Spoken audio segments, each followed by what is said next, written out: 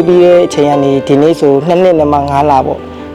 ဖေဖေမေမေဖိုးဘွားခေါ်တတ်ပြီးစကားပြောတတ်ပြီးတခုချင်းစီကိုတက်လာတဲ့ဟာလေးတွေကိုချစ်နေရတာပေါ့ဗျာသမီးလေးရဲ့အနာဂတ်နဲ့ပတ်သက်ပြီးတော့ဗောနော်သမီးလေးဖြစ်ချင်တာကိုပဲကျွန်တော်တို့ကဦးစားပေးပြီးလုပ်သွားမှာပါသမီးလေးအတွက်ဖခင်တယောက်အနေနဲ့လိုအပ်တာမှန်သမျှကိုနောက်ကနေ supporting လုပ်ပေးသွားမှာပါဖခင်တယောက်ဖြစ်လာပြီဆိုတော့ပျော်တာပေါ့နော်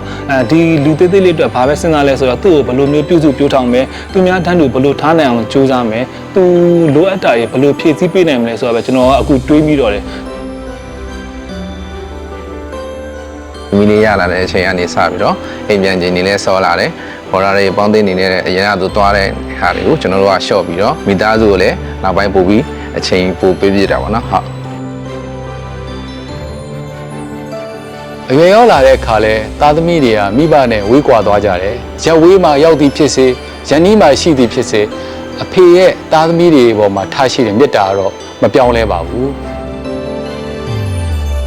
စကလုံးများထက်အပြုမူနဲ့ချစ်ချင်းမေတ္တာပြသတတ်သူတတိုင်းကဲ့သို့ကာကွယ်ပေးပြီးတောင်ပန်များဖြန့်ကျက်စေသူတစုံတဦးရဲ့ငယ်ဘဝအတွက်ပုံမြင်တွေကဟီးရိုးကြီးတစ်ပွဲဖြစ်သူ UAB Bank မှာဖခင်များနဲ့အတူကမ္ဘာပေါ်ရှိဖခင်များအလုံးအားတန်ဖိုးထားလေးစားဂုဏ်ပြုလျက်